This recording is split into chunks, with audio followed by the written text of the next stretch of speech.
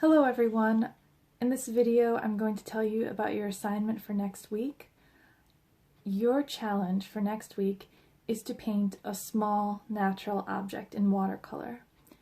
So let me give you some examples of what I mean by small natural object.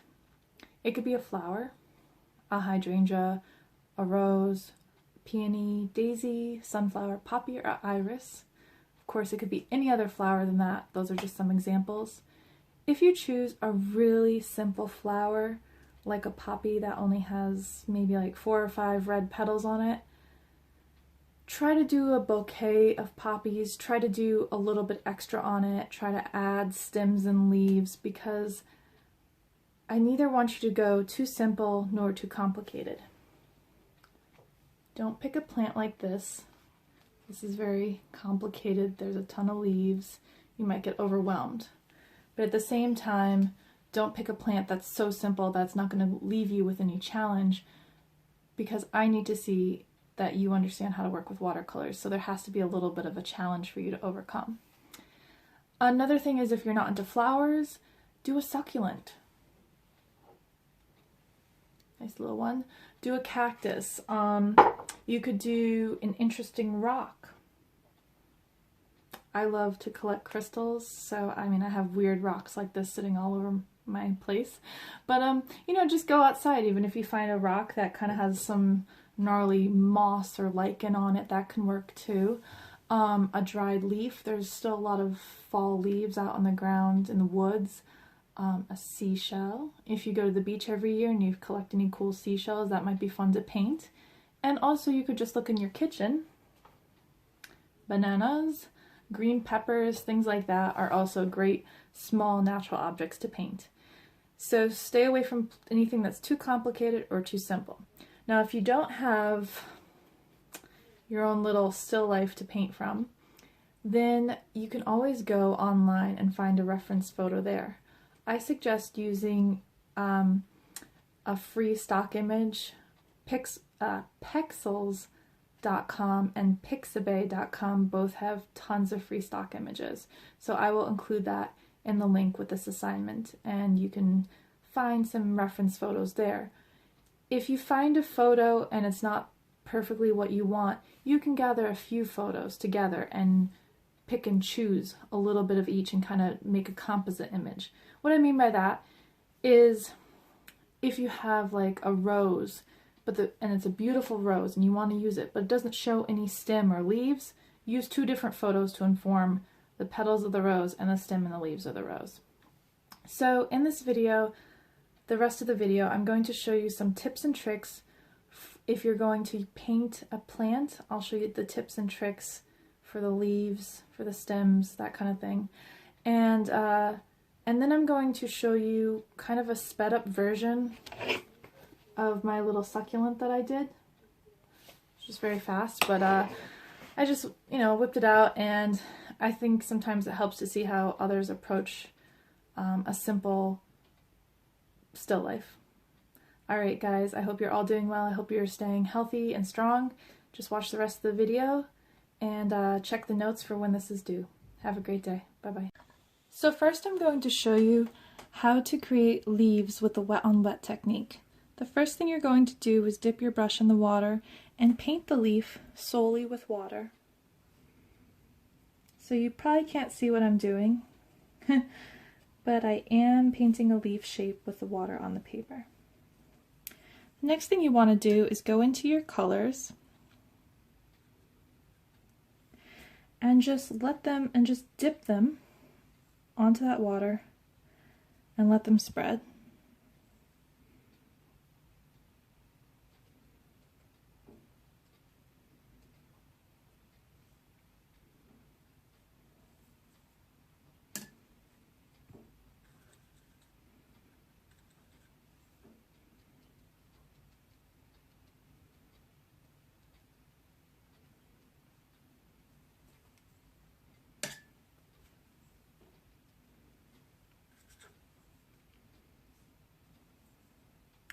I'm using mixed media paper right now, so it's not absorbing the colors exactly as watercolor paper would. It's definitely flowing in a different manner. That's okay. But when you do this on the watercolor paper, it might appear to even be a little different. And you can always drag a stem out from that leaf. Now you can fill the whole leaf in. Sometimes I like a little white in my leaves, but if you feel like you need a color in the center, that's a little heavy there, but you can put a little of a color in there. And you can kind of control these colors with your brush, so wherever you want the color to go, it is going to stay pretty fuzzy, and the colors are just kind of going to bleed into each other. So you're going to have some control, but not a lot. I'll put a little more blue in there.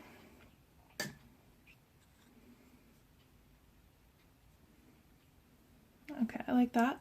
And then I'll show you again the same thing but with warm colors. The one thing I want to make clear is that when you're doing a watercolor painting, the most important thing is to try to keep your color temperature very similar. So if you're using cool greens on a leaf and you're painting a red rose, also use a cool red. And if you're a makeup artist or if you've worked with colors a lot, you understand these things. If you're working with warm greens, try to use warm colors for your flowers. That one bled really nice right there.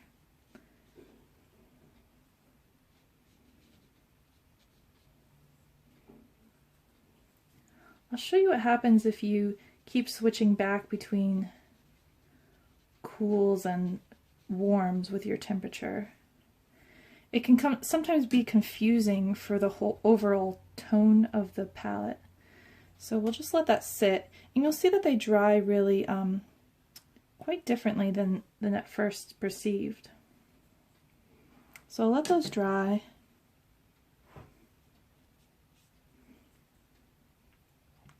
But here's an example. If I paint a leaf and I put cools and warms in the same thing, like here's a nice nice warm green, that spreads out really nicely. But then if I try to put a cool green right next to it, sometimes it can be nice. I mean, this could be nice if you keep this theme running through the whole painting, if you keep continuing it, but sometimes it could just be disconcerting and not have the harmony that you want. So, you know, just be consistent. If you want your painting to be cooler or warmer, and of course, if you want it to be cooler, stick with your blues. Stick with mixing blues in with your greens, blues or purples. If you want it to be warmer, stick with mixing. This actually has a lot of brown in it. This is a green, but it has a lot of brown. I'll show you. So it's a nice warm green, whereas this dark green has a lot of blue in it. So it's nice cool green, bluish green, cool bluish green. And then as you get lighter, you can see that this green it's green, but it also has a lot of brown and a warm yellow in it, so it gives you a nice ochre green shade. And this green, even though it's lighter and doesn't have blue, it has like a lemon yellow, and lemon yellows tend to be very cool in temperature. So you've got your cools and your warms, and just try to pick a scheme and stick with it. Now I want to show you how to add some details to the leaves. So if you have your wet on wet leaves that kind of ended up looking like this, you can always add detail with a second layer of a darker color. So if I take my cool green, I can put veins in on this leaf.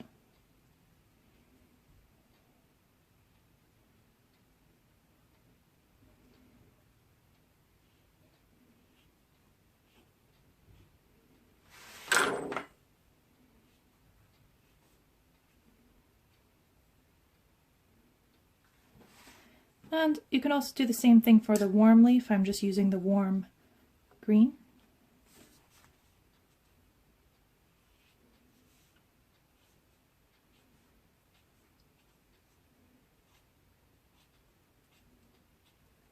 You may want to practice your brush strokes themselves and see how your brush, performs.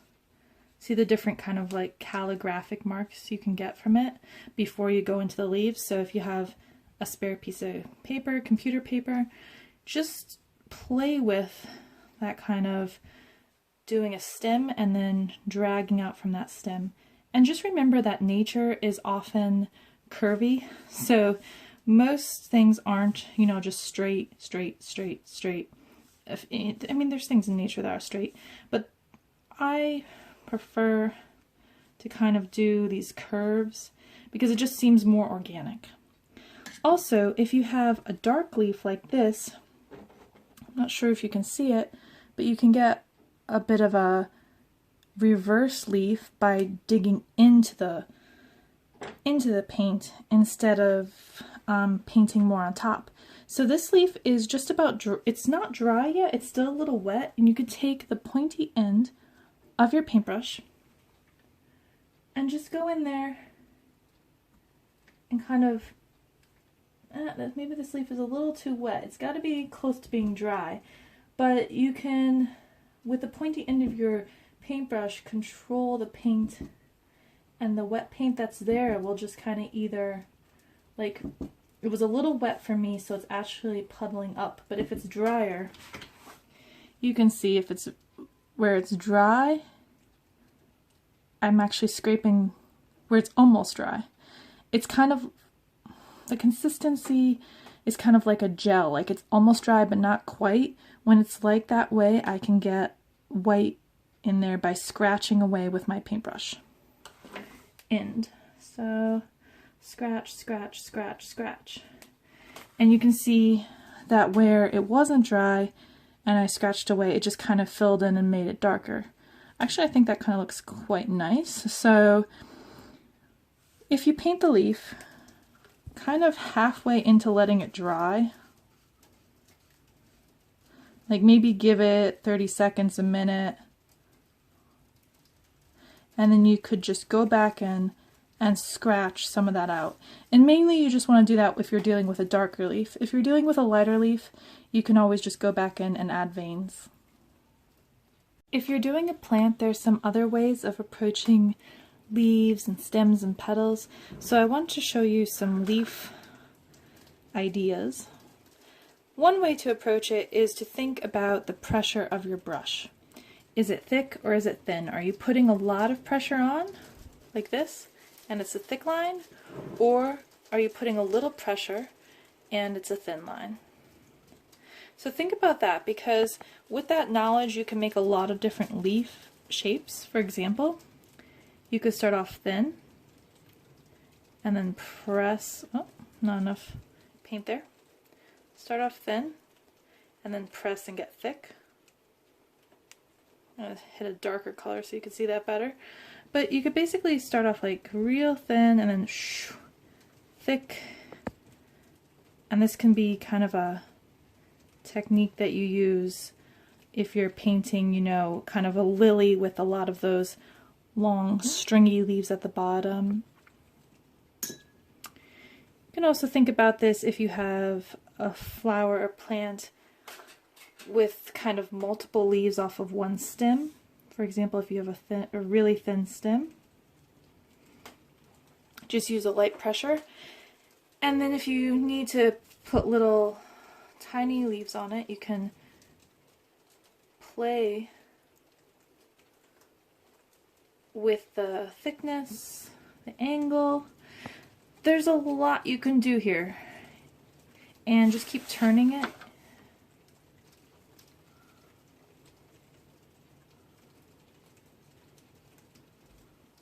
Try to make it calligraphic. So if you've ever done calligraphy before, it's kind of a dance with the hands. It's really, your hands need to be really assured. So if you're hesitant, It's not going to work if you're like, oh, I don't know if I can make this line. Not going to work. You've got to be assured and be like, I want the line here. And then just pull the line to wherever you want it to be. Pull the leaf to wherever you want it to be. So if you start here and you want the leaf to come out this way, you could press down and then pull it out and get lighter as you go out. So press down, make a thick belly, and then pull out. Get a little darker paint because I feel like you might be able to see a little better what I'm doing. Press down and pull out.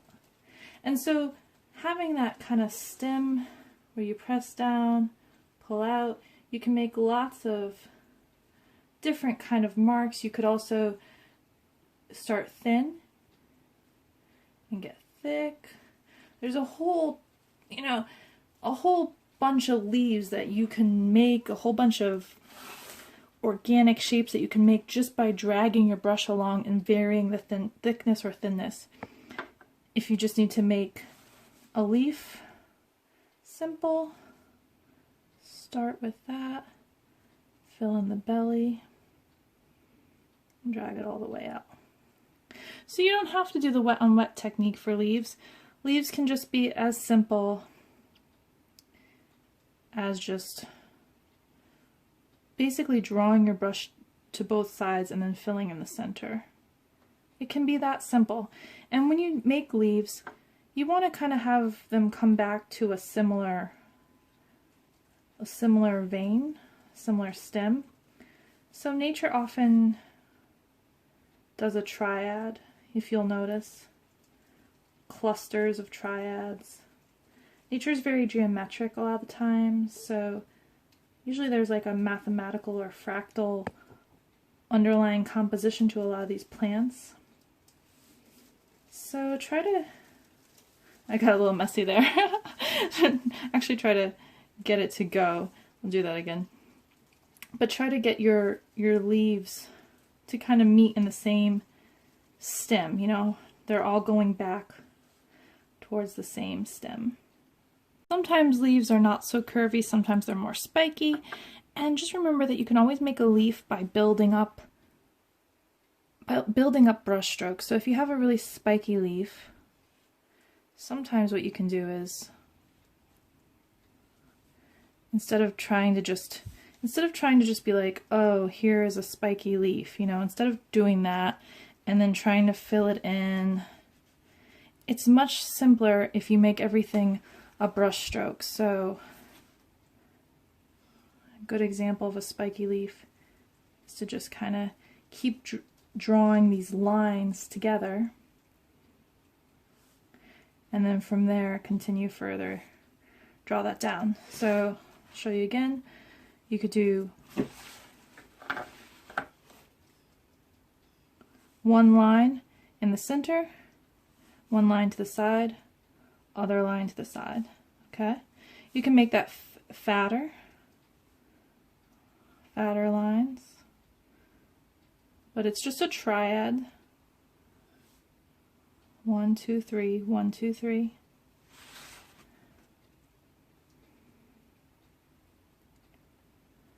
And there's a really easy way to make a nice spiky leaf that doesn't have you trying to fill in an outline, because you kind of want to stay away from that. You want to make it more calligraphic.